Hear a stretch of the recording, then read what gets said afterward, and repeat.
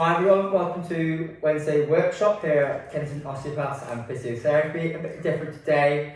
We have got the masks on, so sorry if you sound a bit muffled. We are following protocols, yeah, exactly, for the COVID-19.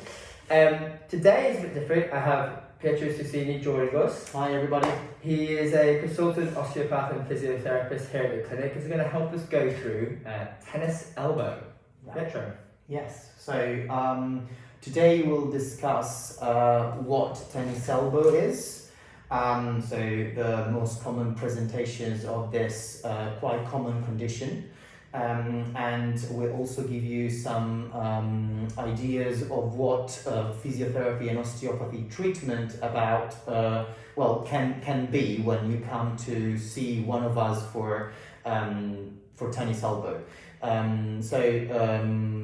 Let's start with what tennis elbow is in particular. So tennis elbow is a name commonly used to describe a condition that technically is called lateral epicondylitis. The lateral epicondyle is the actual outside bony part of your elbow, and the epicondylitis means an inflammatory process affecting this area. In particular, the tissue that will be affected in this case is the insertion, the tendinous insertion of the forearm and hand muscles on this bony part. So, which will be inflamed to do with repetitive strain injury. Lots of desk-bound workers can get it due to desk-bound work, keyboard work or mouse work, but also sports injuries. So it's very common with lots of sports athletes and like tennis, like holding a racket, and again that's that grip strength and that use of the repetitive use of the wrist and the elbow. Yeah. As a patient coming into clinic, I would often come in complaining of pain, as Pietro said, on the outside of my elbow, so the lateral aspect of my elbow, in that bony part there, when the muscles come up. It's going to be sore during activity and after activity, and I'll often get pain in the morning when waking up, even though I've just been lying in bed. Things that are going to aggravate it and trigger the symptoms, things like gripping stuff, holding things, trying to unscrew like jars, bottles. If I've suddenly just done loads of renovation at home, lots of DIY, screwdriving, that rotation through the elbow and wrist is what's going to set it off. Yeah. And then I come to Pietro and ask, well, make me better, please. Yes. Okay. So the first step towards understanding how we can help a patient with tennis elbow or lateral epicondylitis is, of course, the case history taking. So we'll spend some time discussing when the symptoms appeared the first time, how they appeared, what movements or type of activities can bring on the pain, of course, and if there are like red flags that we should identify, neurological symptoms associated with it. So if let's say the safety questions are all fine and we're happy to move on to a musculoskeletal diagnosis, then we'll just start assessing then the elbow of the patient. So, of course, today we'll focus in particular on the elbow. We could have a wider look, of course, at the neck and the back, just to have a better understanding of the postural issues potentially behind it. But for today, we'll just show a very local treatment to the elbow, so you know what to expect from a first session. So how would you assess the elbow? So, to start assessing the elbow, the first thing that we're going to check as physiotherapists or osteopaths is the range of motion. So, we'll test full flexion and full extension, asking, of course, for feedback from the patient if there's any pain throughout the range of motion or only at the end of range, for example. So, if the range of motion is full, then we can start checking the elbow, asking the patient to perform a bit of motions. So, for example, resisted flexion. So you could ask the patient to bend their elbow against your resistance and see what the reaction is. You could do the opposite, so testing the extension strength that way. and also you could ask the patient to rotate their forearms up or down against your resistance again. Yeah. And the other way, perfect. So in both cases, mainly into the supination, I would expect some pain to possibly come up as well as into flexion sometimes. The main muscles then should be involved into causing some symptoms are the extensors of the forearm. So you could test them by asking the patient to just raise their wrist again against your resistance. Exactly. Yeah, you can see those muscles there. So Activating. And also being a bit more specific on the fingers, asking to raise the fingers against your resistance. So just do one or Yeah. the other. Correct. Yeah. And I found often as well, it's usually a lot of my patients, don't know if it's the same for you, but one of these two middle fingers usually Seem one to of be them. almost Yeah. all the time involved. Yeah, I agree actually.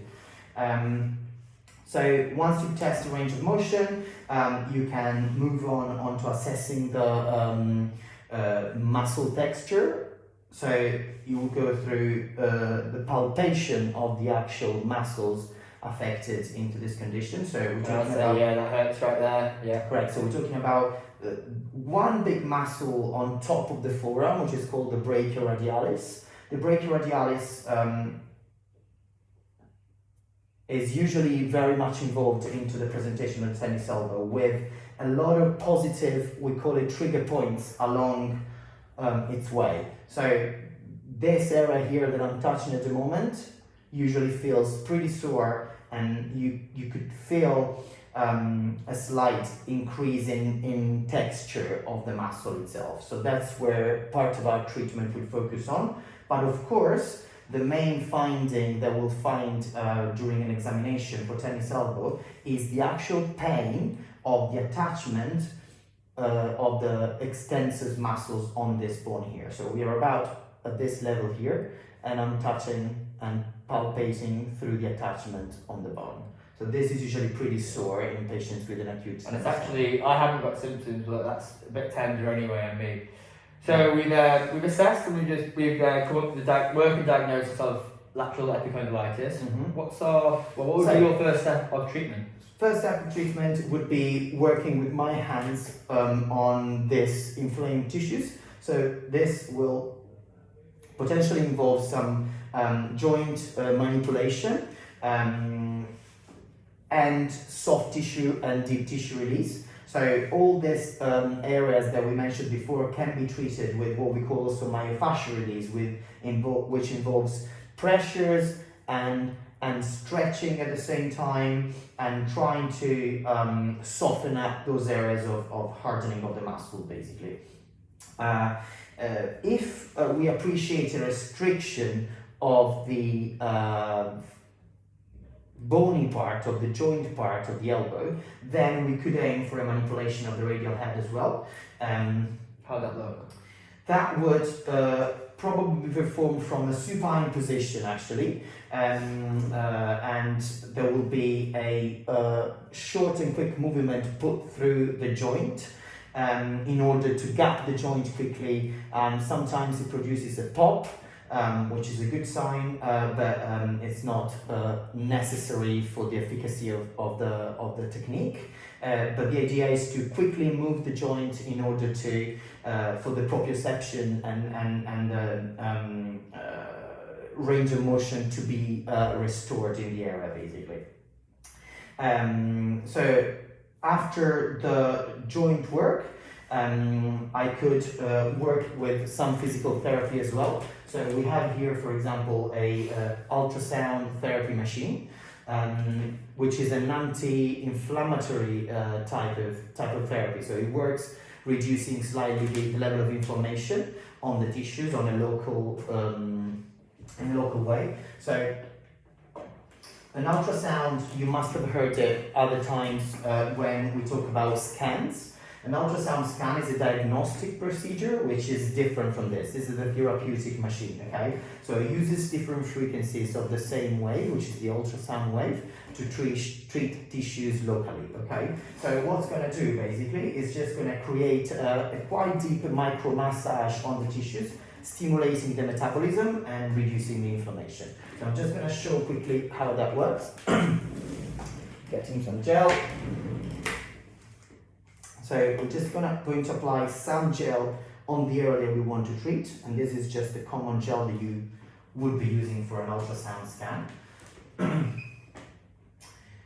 Now, the vibration that this machine gives to the tissues can sometimes give some tenderness. So we're always going to ask the patient to give feedback in case this was painful. And the treatment with the ultrasound would at least last for 10 minutes, but at the moment we're just going to show a minute or two of it, just to have a first feedback from Jake. So I would set the frequency and the time, and then I will start the machine. And then if you relax your elbow just on the plinth, I'm just going to... So right now for me, I don't feel anything except the coldness of the metal. The gel? Yeah, the correct. gel of the metal. Now, There's no burning or anything like that. Usually it takes a little bit for the machine to start working, as in like for the tissues to react to the ultrasound wave.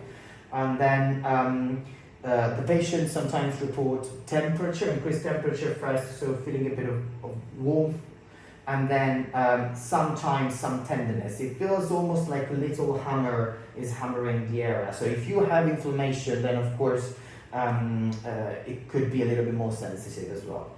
Jake of course doesn't have an active tennis elbow at the moment, but he might have some reaction anyway. Let's try for a couple of minutes. During this, treatment, I would move around slowly, but still be more or less localized over the insertion of the tendon. Good. So that's it. That will last about 10 minutes, and then once the machine is over, we can just clean the gel up. What I will do next is the use of acupuncture needles. Okay, so. Dry needling, as we call it in physiotherapy and osteopathy, and that's what we train in as osteopaths and physiotherapists, is very different from traditional acupuncture.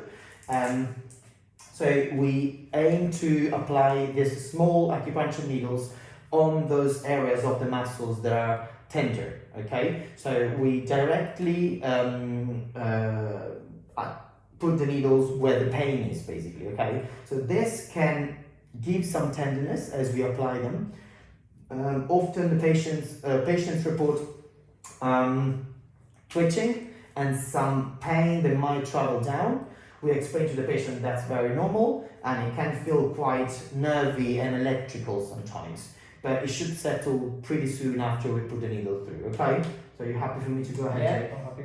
I'll find a couple of spots and demonstrate just a couple of areas. So I can find the first trigger point here on that brachioradialis muscle that we mentioned before. So I'm just gonna stay on it. As you're doing this, I'm just going to explain some things. Yeah. So a lot of the videos that I've a lot of the videos I've done before have been working with like the trigger balls or the foam roller. A lot of that as well is working on trigger points through the muscle. From a practitioner point of view, we are trying to get the very similar response to the needle. However, in my experience as well, it's essentially just a more effective way to work on those trigger points. But it's not really appropriate to do it too frequently. So with the trigger ball, I'm happy for people to do that every evening, maybe even twice a day. With the needle, you would treat it, leave it a few days, see how it responds, and perhaps treat it again if needed. Correct, yeah. So what, did you feel anything as I was... So I didn't feel it go in at all. I didn't feel the tap of the needle, but once you've got in there and moved it around, I feel like a slight pressure, maybe like a slight numbness almost in there. Yeah. Sometimes if you get a active trigger point, you'll go in there and you can feel it actually go down the arm a little bit, or you feel it pound around the wrist. So we're expecting a little bit less of a response from Jake today, because of course he doesn't actually suffer from the condition as much. What I found on his elbow and forearm is just muscular tension that is probably more due to his level of physical activity. Where you can see the needle. Really tiny, really small, and Yeah, if I move my fingers, I would feel it a bit more. But if I stay relaxed, you don't really feel much unless you're stimulating the needle itself. Yeah. So, I could keep needling the forearm all the way down here, okay? Another couple of areas, or 3 or 4. Sometimes I would go up into the bicep and the brachialis muscle, which is just underneath the bicep. But, we just can put another one just to show a little bit lower down, and then we take them out. So I could go down here as well and try and get. Yeah, I thought that. Yeah. Oh, there we go, a bit twitch there. There was a bit of a twitch here. Good. Twitch is a good response. Okay, so probably I will leave the needles in for like 5 to 10 minutes. Sometimes twirling them every minute or 2 just to stimulate the area, and then we can take them out. Okay, so I'll take them out now. As you can see, it's very rare that there's some bleeding associated with it. That's good. Once you take it out, any pain that might be in there pretty much goes away within a couple of minutes as well. Yeah, correct. So we've done the needling, we've done the ultrasound. I will then check the texture again and just see. Usually the needles and the ultrasound together, then they give quite a difference in the texture straight away. So there's quite a bit of softness associated to it, which indeed feels like it's happened now. So that's a good reaction. To finish the treatment, I would then move on to self-management. So this is very important for the patient to go away with some tips. Mm-hmm. So self-release of the area, both with your hand or with the use of a ball, such as a spiky ball, for example, or a tennis ball, can be very helpful. So it doesn't have to be done too much and too vigorously, but it's good to remind the tissues to soften up in a way. So over the course of the next week, before I may see the patient again, or 5 to 7 days, I would ask the patient to do this at least once a day for a couple of minutes. Yeah, I think what's important as well, often my videos will be going through exercises too to help conditions. After the first treatment, we tend not to give a bunch of exercises. We just give a basic stretch and maybe some self-help things like a little bit of self-massage or a self-fascial treatment, and then just a really simple stretch. So what would a stretch be that you're doing? In this case, I would target both, let's say, dorsal, which is the top, and underneath the forearm, okay? So we can demonstrate very simple stretches here that can help with that, with targeting those areas. So, right, so I would ask the patient to stand up actually, because that's always the best position to have your elbows straight in that case. So, and then I will demonstrate it with them. So I'm going to stand up and see if we can not sort of get too. So I will get you first, maybe take your watch off, Jake. That's it. So the first exercise would be trying to get the back of the patient's hands on the surface in front of the patient. It would be this hand in your arm. Correct, exactly. And you can do it on both forearms at the same time, but making sure that the wrist is close to the bed or the table in this case. The elbow is very straight, and then I'd ask the patient to lean backwards very gently until a pulling, stretching sensation is felt over this area of the forearm, okay? Good. Once you get to that tension, I would hold it for about 20-30 seconds and then repeat maybe a couple of times, okay? The second position is actually correct. So the fingers still point towards the patient's body, but this time we have the palm of the hand. I'm feeling it on the inside this side. Correct. So this is the opposite side. So it targets more this aspect of the forearm. And these can be really strong, these stretches. They can be strong or as weak as you need them to be.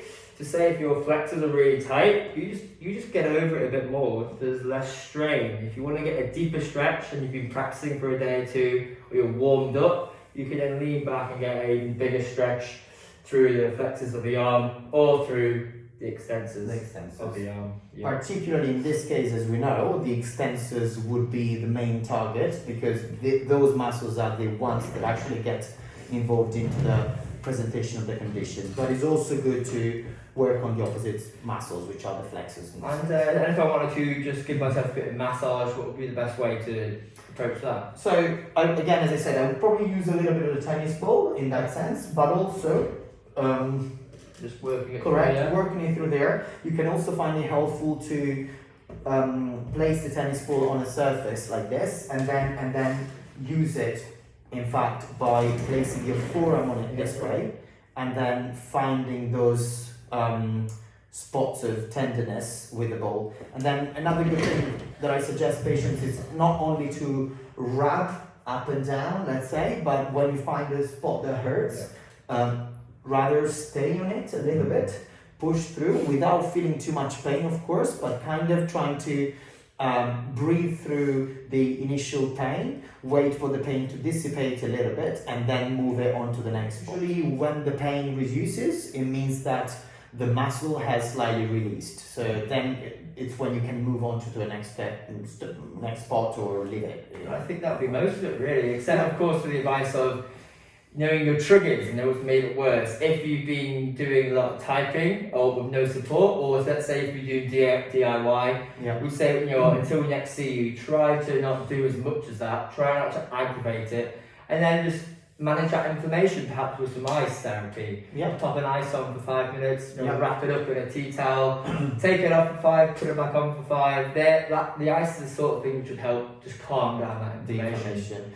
Something else that you want to consider as we finish this session today is that treatment can give you some side effects. Mainly when you're getting all of these therapies together all at once, it's going to be quite an intense treatment for the forearm. So you might develop some side effects, which we usually say can last up to 48 hours. So soreness, bruising pain, some pain moving up and down the forearm, it's all normal. So we would expect the real effective treatments to be quite clear after 48 hours. So that's when you get the real benefit of it, basically. If you're struggling with a little bit of pain there, have a quick go with stretches or with a little bit of self-massage.